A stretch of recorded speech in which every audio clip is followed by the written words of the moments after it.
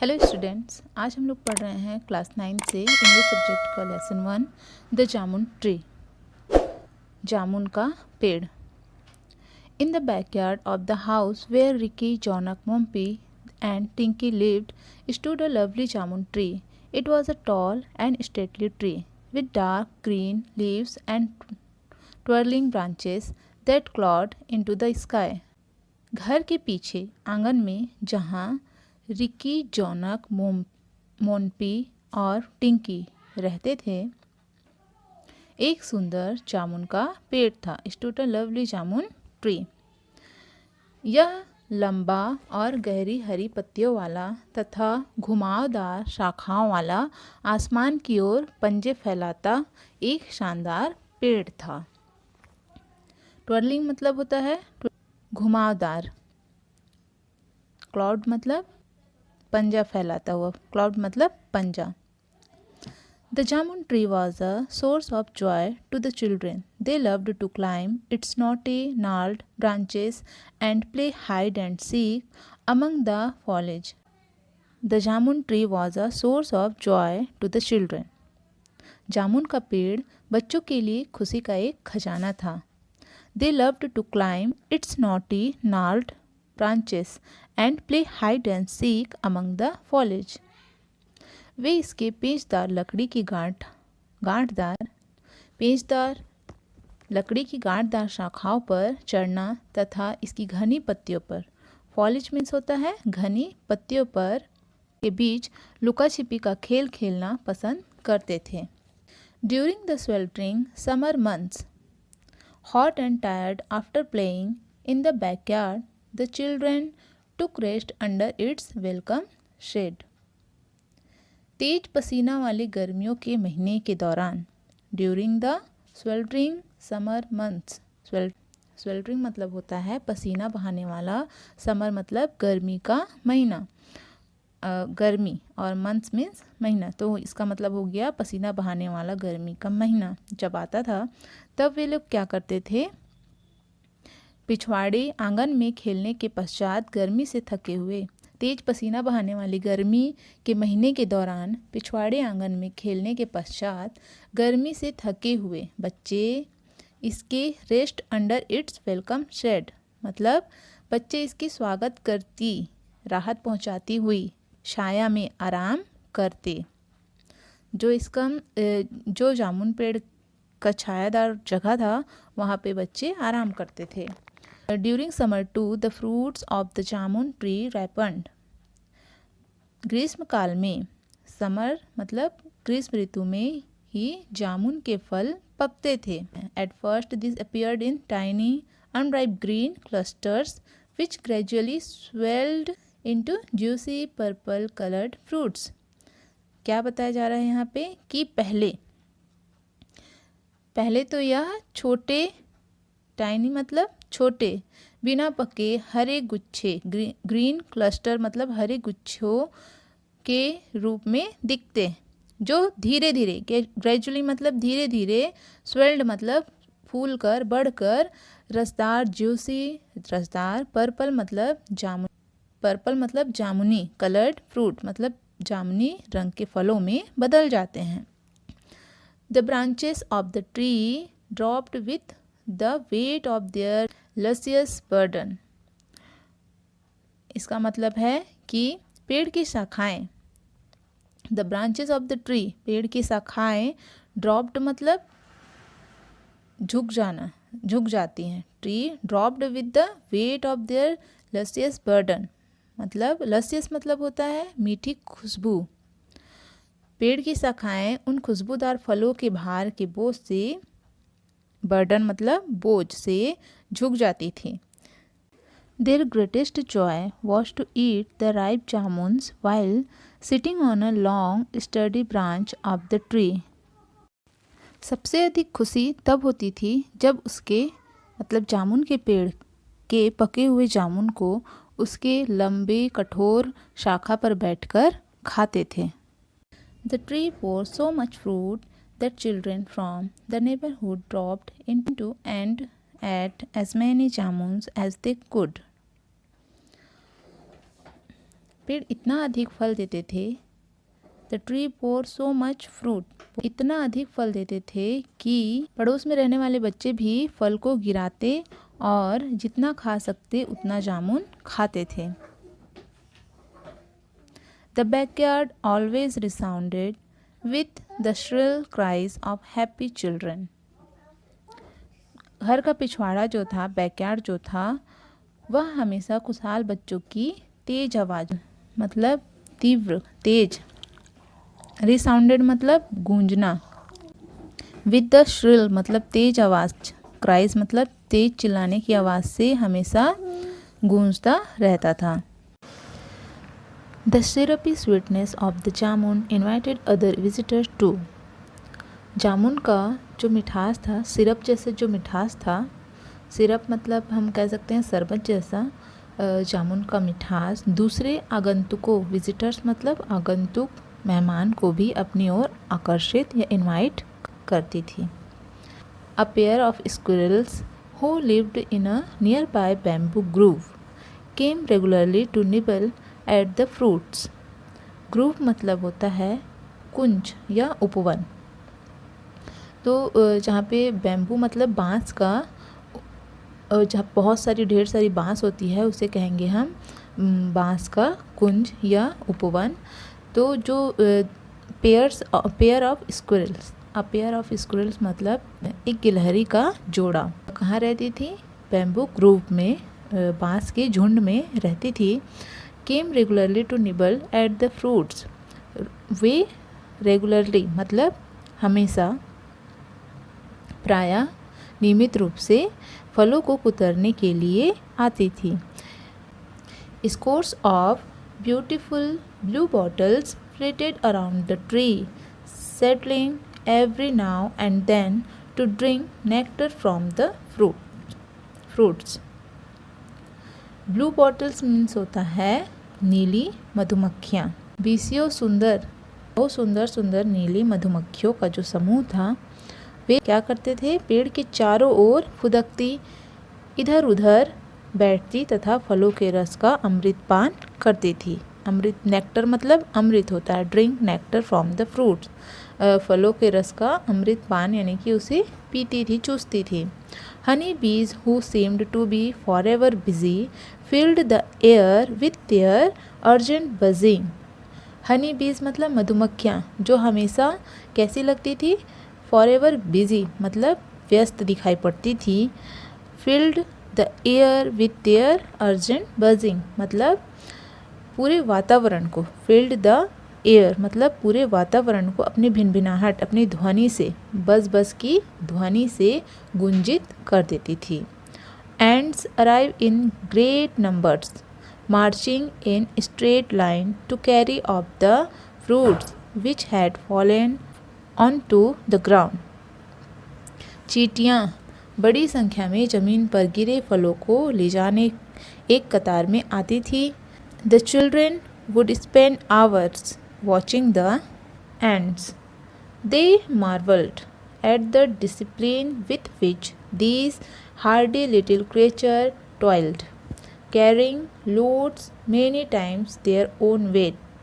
मार्वल्ड मतलब आश्चर्यचकित हो जाते थे यह देखकर कि वे चींटियाँ किस प्रकार कठिन परिश्रम के साथ अनुशासन पर, डिसिप्लिन मतलब अनुशासन से कड़ी परिश्रम करते हुए अपने वजन से कई गुना अधिक वजन वाले फलों को उठाकर कतार में ले जाते हुए देख वे बड़े आश्चर्य होते थे। But the visitors that the children loved most were the birds, squabbling magpies, chirping sparrows and squawking parrots being the commonest. किंतु but the visitors that the children loved, but उन सभी जो मेहमान थे, आने वाले थे जीवों में, जिन्हें बच्चे बहुत पसंद करते थे, उनमें से सबसे ज़्यादा वे किसे पसंद करते थे? वे थे बर्ड्स, पक्षियाँ। लड़ते झगड़ते नीलकंठ, मैगपाइज मतलब नीलकंठ पक्षी, चहचहाती हुई गौरैया, एंड स्क्वाकिंग मतलब टर्राते तोते, पैरोट्स मतलब तोते, टर्राते हुए तोते तो एकदम सामान्य थे। Ricky and Jonak built a bird bath and their sisters Monpy and Tinky filled it with water. Ricky and Jonak क्या बनाते हैं? बर्ड बाथ, पक्षियों के नहाने के लिए एक बाथ टब बनाते हैं, गड्ढा बनाते हैं, और जो उनकी बहनें थी मोनपी और टिंकी, वे उन्हें पानी से भर देते थे। The birds enjoyed splashing about in the cool waters. पक्षी ठंडे पानी को सींच कर मज़ा लेते थे, क्योंकि वह समय कौन सा होता है? गर्मी का होता है, तो पक्षियों को पानी बहुत अच्छा लगता है। The month was January, the Bihu festival was fast approaching. जनवरी का महीना था, बिहू का उत्सव तेजी से करीब आ रहा था। बिहू आसाम राज्य में मनाया जाता है। भारत के आसाम राज्य में कौन सा फेस्टिवल मनाया जाता है? बिहू फेस्टिवल मनाया जाता है। There would be much feasting and merriment during the festival. यहाँ उत्सव के दौरान या त्यौहार के दौरान दावत, feasting मतलब दावत, और merriment मतलब आनंद या हर्ष की बड़ी खुशी होती है। Each household would build a meji, a pile of firewood stocked neatly together in their backyard. प्रत्येक घर के लोग पिछवाड़े आंगन में जलाऊ लकड़ी का एक ढेर व्यवस्थित रूप से रख कर मेजी बनाते थे। On the first morning of the festival, the meji would be set alight invoking the blessing of Agni, the god of fire. उत्सव के पहली सुबह मेजी की आरती उतारकर अग्नि देवता जो आग के देवता हैं, अग्नि देवता से क्या करते हैं? सुरक्षा याचना का आशीर्वाद लेते हैं। सुरक्षा इन्वोकिंग मतलब होता है सुरक्षा की याचना करना। वे सुरक्षा के लिए किससे याचना करते हैं? अग्नि देवता से याचना करते हैं। कब करते हैं? On the first morning of the festival the मेजी ऑफ द फर्स्ट मॉर्निंग मतलब त्यौहार की पहली सुबह वे लोग मेजी की आरती उतारते हैं, अग्नि देवता से प्रार्थना करते हैं। किस चीज़ के लिए? अपनी सुरक्षा के लिए। लेट्स बिल्ड अ चैम्पियन मेजी this year, Ricky suggested a few days before the festival. उत्सव के कुछ दिन पहले ही रिकी ने सुझाव दिया। क्या किया? सुझाव दिया कि सजेस्टेड मतलब सुझाव देना। चलो इस साल क्या करते हैं? लेट्स बिल्ड अ चैम्पियन मेजी दिस ईयर। चलो इस साल हम लोग एक सबसे बड़ा मेजी बनाते हैं। चैम्पियन मतलब कि विजेता, बड़ा, जो बड़ा हो, सबसे पहला हो उसे कहते हैं चैम्पियन। तो विजेता मेजी बनाते हैं, ऐसा रिकी ने कहा, सुझाव दिया। Jonak, Mompi and Tinki warmed to the idea. जो जोनक, मोम्पी और टिंकी थे, वे लोग सुझाव से उनके अंदर सुझाव से क्या हो गया? उत्साह भर गया। Mompi the most practical one saw the difficulties ahead. जो मोम्पी था वो सब में क्या था? व्यवहारिक, प्रैक्टिकल था, हर चीज़ को समझने वाला था, समस्या वगैरह को समझने वाला था। उसने आगे की समस्या को क्या किया? भाप लिया, समस्या देखी, डिफ़िकल्टीज़ अहेड, उसने देखा आगे आने वाली समस्या को। But where will we get so much wood from. उसने कहा कि किंतु हम इतनी अधिक लकड़ियाँ कहाँ से लेकर आएंगे? अगर हमें बहुत बड़ा मेजी बनाना है तो हम इतनी सारी लकड़ियाँ कहाँ से लेकर आएंगे? उसके लिए तो बहुत सारी लकड़ियाँ लगेंगी। Father might buy some firewood but that will be just enough for a tiny meji. पिताजी कुछ जलाऊ लकड़ी खरीद ले, किंतु वह केवल एक छोटी मेजी के लायक ही होगी। पिताजी की जलाऊ लकड़ी खरीदने के बाद भी जो मेजी बनेगा वह क्या होगा? एक छोटी मेजी बनेगी। ट्रू एग्रीड टिंकी। टिंकी कहती है सच में, ऐसा टिंकी ने सहमति दी। Mother uses a gas stove in the kitchen, there's no firewood in the house. माँ रसोई में गैस स्टोव उपयोग करती है, वहाँ घर में जलाऊ लकड़ी नहीं होती। For a while the children pondered over the problem. Pondered मतलब होता है विचार करना। किसके ऊपर विचार करने लगे? प्रॉब्लम्स को लेकर, समस्या को लेकर क्या करने लगे? वे विचार करने लगे कुछ समय। For a while the children pondered over the problem मतलब कुछ समय की तक बच्चों ने समस्या पर विचार किया। Then Ricky's gaze fell on the jamun tree and his eyes lit up. फिर क्या हुआ कि रिकी की आंखें जामुन के पेड़ पर पड़ी और उसकी आंखें चमक गई। Gaze fell on the jamun tree and his eyes lit up मतलब चमक गई, चमक उठी। We can chop down some of the biggest branches of the jamun tree, he exclaimed. हम जामुन के पेड़ की कुछ बड़ी शाखाओं को काट सकते हैं। ऐसा किसने कहा? रिकी ने कहा। It will provide us with so much firewood that we can easily build a giant मेजी। रिकी कहता है कि यह हमें इतनी जलाऊ लकड़ी देगा कि हम आसानी से, very easily we can easily मतलब आसानी से एक बड़ा मेजी बना सकेंगे। Jonak clapped Ricky on the back. जो जोनक था उसने क्या किया? रिकी की पीठ थपथपाई। गुड आइडिया, अच्छा विचार है, उसने कहा। ही सैड अप्रूविंगली। अप्रूविंगली मतलब होता है स्वीकृति देते हुए। जोनक ने कहा कि गुड आइडिया, बहुत अच्छा आइडिया है, विचार है। वह इसका स्वीकृति देते हुए बोला। Our Maisie would be the envy of all our friends in the neighbourhoods. उसने कहा, जोनक ने, हमारा मेजी, जो लोग बनाने वाले लकड़ी का ढेर, पड़ोस में रहने वाले हमारे मित्रों के लिए ईर्ष्या वाला होगा। एनवी मतलब ईर्ष्या या जलन उत्पन्न कर देगा। Mompi and Tinki were equally enthusiastic. Enthusiastic मतलब होता है उत्साही। मोनपी और टिंकी दोनों बहनें क्या थी? समान रूप से उत्साहित थी। इंथ्यूजियास्टिक मतलब उत्साहित थी। How could they cut down those enormous branches. Enormous मतलब होता है विशाल, बड़ा, विशाल बड़ी टहनियों। ब्रांचेस मतलब शाखाओं को। कैसे? How could they cut down those, वे कैसे काटेंगे? ऐसा मोनपी और टिंकी ने कहा। वे उन बड़ी शाखाओं को कैसे काटेंगे? If their parents new they would surely be angry. यदि उनके माता पिता जानेंगे तो निश्चित रूप से क्रोधित होंगे।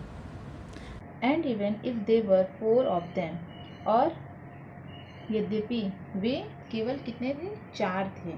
Cutting down a tree so large would take them at least 2 days। इतने बड़े पेड़ को काट गिराने और ले जाने में कम से कम, एटलीस्ट मतलब कम से कम 2 दिन लगेंगे। But the chance came just 1 day before the festival. किंतु यह अवसर, चांस मतलब अवसर, हमें त्यौहार के से एक दिन पहले ही मिल गया। Their grandmother had fallen ill in Calcutta and she wanted their parents with her। उनकी दादी माँ, देयर ग्रैंडमदर मतलब उनकी दादी माँ, कलकत्ता में फॉलन इल मतलब बीमार पड़ गई थी। उनकी दादी माँ कलकत्ता में बीमार पड़ गई थी और वह उनके माता पिता को अपने पास देखना चाहती थी। उनकी दादी माँ इन बच्चों के माता पिता को अपने पास देखना चाहती थी। Before they left, their mother gave them very clear last-minute instruction। जाने से पहले उनकी माँ ने आखिरी मिनट पर साफ निर्देश, वेरी क्लियर मतलब साफ निर्देश दिए थे। Don't forget to get the milk in the morning and remember to do your homework every day। सुबह दूध लेना बिल्कुल ना भूलना और याद रखना अपना गृह कार्य, होमवर्क एवरी डे मतलब हर रोज, प्रतिदिन करना। And if you have time, go to the woods and pick up twigs and sticks that have fallen on the ground. अगर तुम्हारे पास समय हो तो जंगल जाना, वुड्स मतलब जंगल जाना, और pick up twigs and sticks that have fallen on the ground, और ज़मीन पर गिरे हुए शाखाओं और टहनियों को, ट्विग्स एंड स्टिक्स मतलब शाखाओं और टहनियों को उठाकर ले आना. You can add that to the wood we will buy for the Meiji. इसे हम मेजी के लिए लकड़ी खरीदेंगे, उसमें तुम और जोड़ सकते हो. इसे हम क्या करेंगे? You can add that to the wood we will buy for the meji. इन लकड़ियों और टहनियों को क्या कर सकते हैं हम? जो हम मेजी के लिए लकड़ियाँ खरीदेंगे उसमें हम इसे ऐड या शामिल कर सकते हैं. The following day, happily for the children, was a Saturday. आने वाला दिन बच्चों के लिए खुशियों भरा था, एक शनिवार था. वह कौन सा दिन था? शनिवार था. Borrowing an extra eggs for their neighbors, they divided up the duties. अपने पड़ोसी से एक एक्स्ट्रा मतलब अतिरिक्त एक्स कुल्हाड़ी लेकर क्या किए वे लोग? कुल्हाड़ी को बोरो किए, उधार लिए, मांगकर आपस में अपना काम बांट लिए. They divided up the duties, अपना काम आपस में बांट लिए. रिकी और जोनफ ने बड़े होने के कारण, Ricky and Jonak being older took on the heavy job of cutting the branches. Ricky और जोनफ बड़े होने के कारण उन्होंने क्या किया था? Mompi and Tinki were to stock the wood in neat piles on the ground. जो मोनपी और टिंकी थे वे लकड़ी इकट्ठा कर मैदान में, मोनपी और टिंकी को कौन सा काम दिया गया था? लकड़ी इकट्ठा कर मैदान में जमाने का काम दिया गया था.